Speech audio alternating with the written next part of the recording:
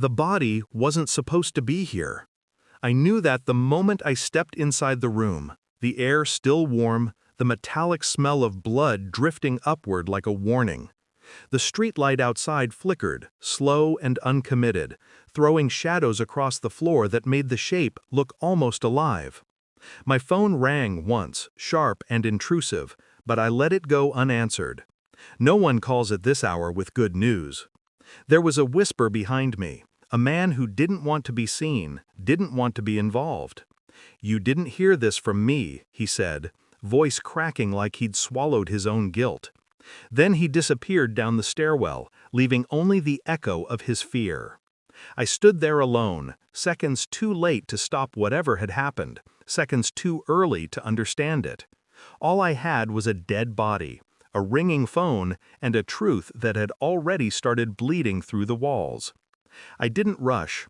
Panic is loud. Truth is quiet. So I traced the room slowly, letting logic push through the fog sitting behind my ribs. A photo on the floor, misplaced. A timestamp on the phone, wrong by 3 hours.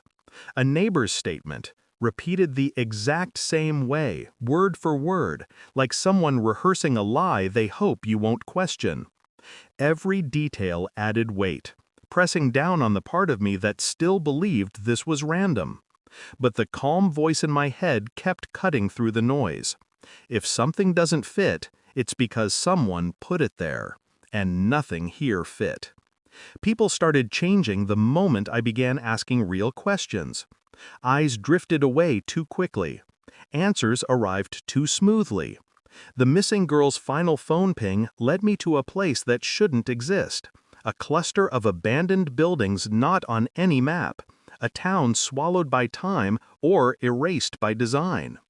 The husband who reported his wife missing? He filed the report before anyone claimed to have heard her scream. And the basement I found beneath his property? It was so quiet it felt alive. The walls weren't painted, they were stained. Fear moves strangely through a community. It tightens smiles. It sharpens excuses.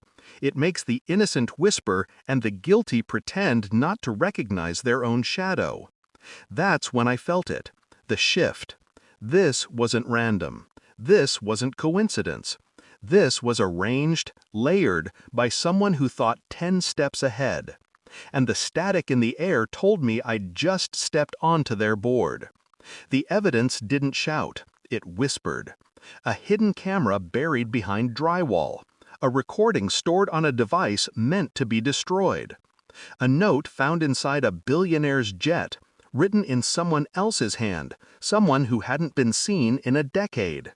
Piece by piece, the picture formed.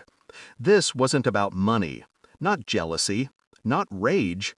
It was about power, the kind that lives in boardrooms, police stations, gated estates. And when the final clue surfaced, I stopped breathing for a moment.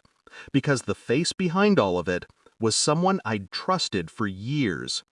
I didn't storm in. I didn't shout. I waited. The way predators wait for the perfect moment to strike without ever touching their prey.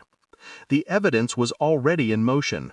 A sealed package sent to every agency that mattered, scheduled to unlock at the exact moment he thought he'd gotten away with everything. He walked into the room confident, practiced. But when he saw the screen light up behind me, photos, recordings, documents he thought were buried deeper than the bodies, his face collapsed in slow motion.